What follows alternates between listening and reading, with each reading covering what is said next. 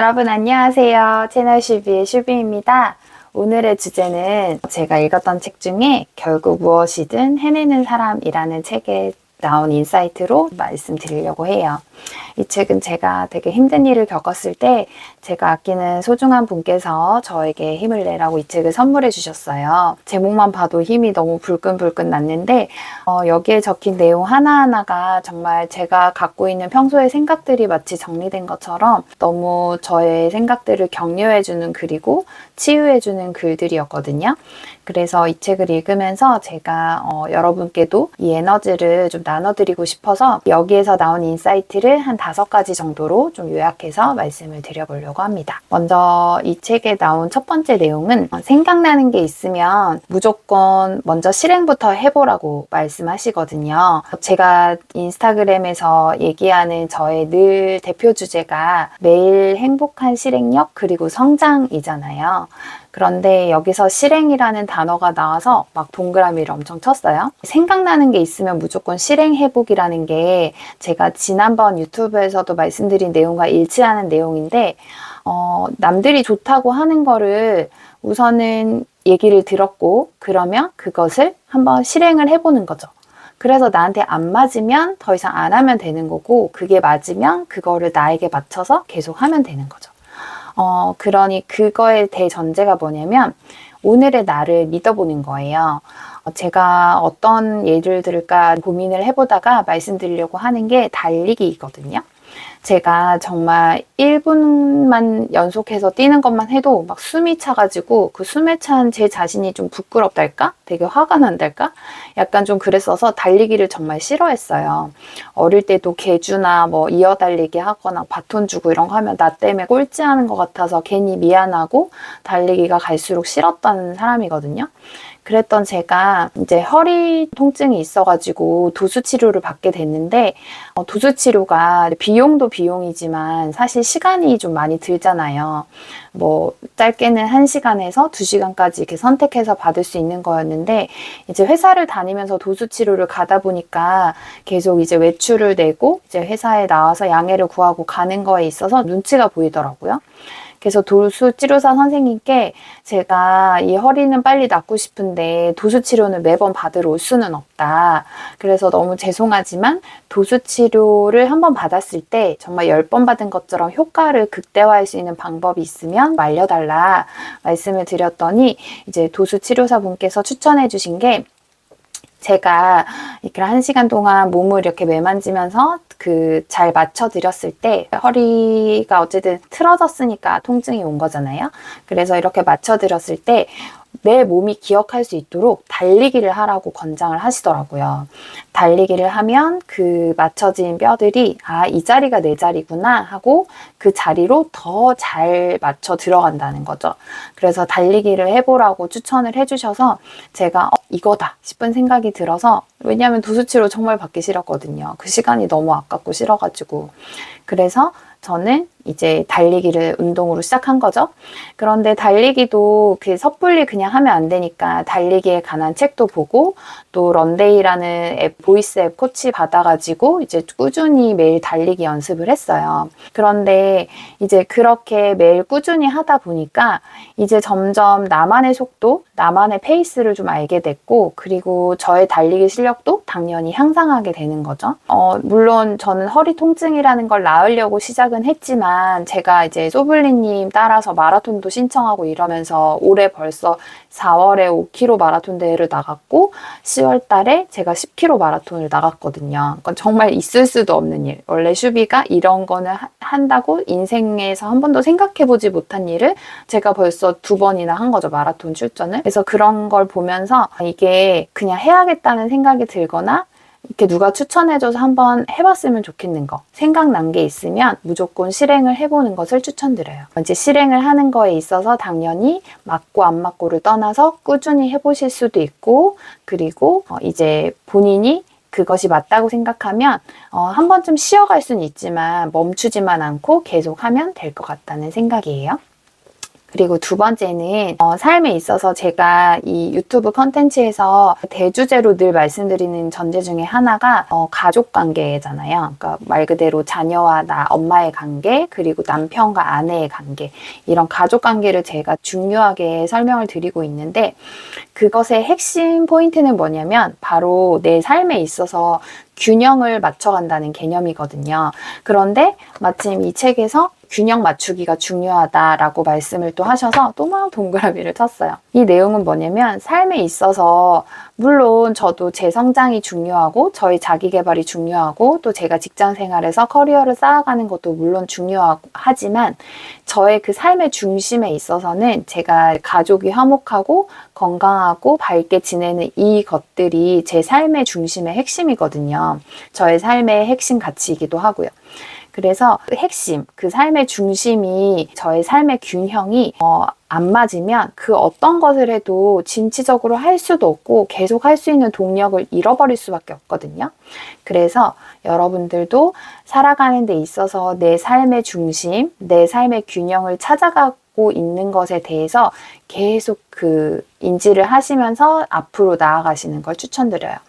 아무래도 막 앞으로 달려가는 것보다 가족을 돌본다는 것에 있어서 자기 성장에서는 속도가 안 날 수 있잖아요. 제가 더 빨리 뭔가 결과를 보여드리고 저 이런 거 했어요 하면 더 많은 구독자와 더 많은 팬들을 확보할 수 있겠지만 제가 천천히 나아가는 이유는 제 삶의 균형이 너무 중요하기 때문이거든요. 제 삶의 균형을 찾아가면서 제가 성장을 하고 있기 때문이에요. 그래서 이게 말 그대로 이 속도가 나지 않기 때문에 조금은 돌아가는 느낌이 들 수 있어요. 하지만 저는 그게 저 엄마인 저에게는 가장 효율적인 방법이라고 생각을 해요.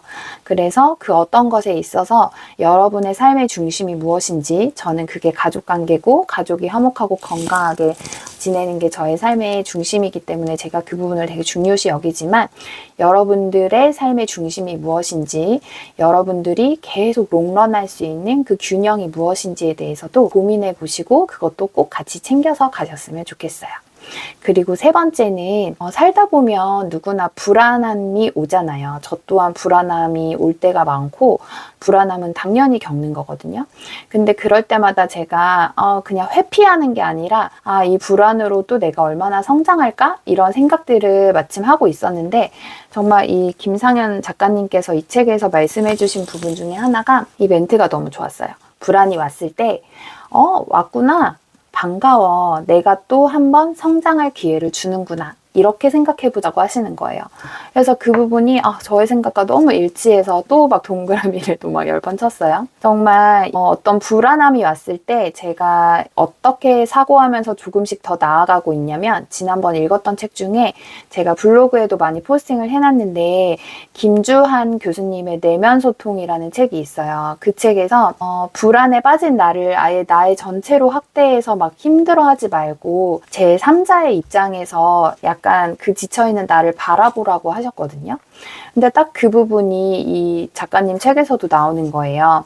이제 불교라는 관점에서 보시는 관점이라고 하면서 약간 괴로운 자체의 나 자신을 제3자의 마음으로 쳐다보고 입장에서 이제 제3자로 바라보는 입장에서 수행하는 그 불교 수행법이라고 하시는 거예요. 그래서 그게 아마 내면 소통에서 나온 것도 같이 연결이 되는 부분일 텐데 이 괴로움이라는 것을 어떤 괴로운 나 자신의 자체로 보지 말고 괴로움이라는 그 별도의 제3자 물건처럼 다루어서 그냥 그걸 벗어나면 되니까 조금 더 심플하게 제3자 입장에서 생각하면서 불안이 왔을 때 좋게 생각해봐 이렇게 말하는 건 약간 무책임하거든요. 그런데 제3자 입장에서 그걸 물건처럼 치부해서 바라보는 그런 훈련을 계속 해보시면 그것도 진짜 빨리 그 불안에서 벗어나고 또 그 불안이 더욱 계기가 되어 더욱 성장하는 계기로 활용할 수 있는 것 같아요.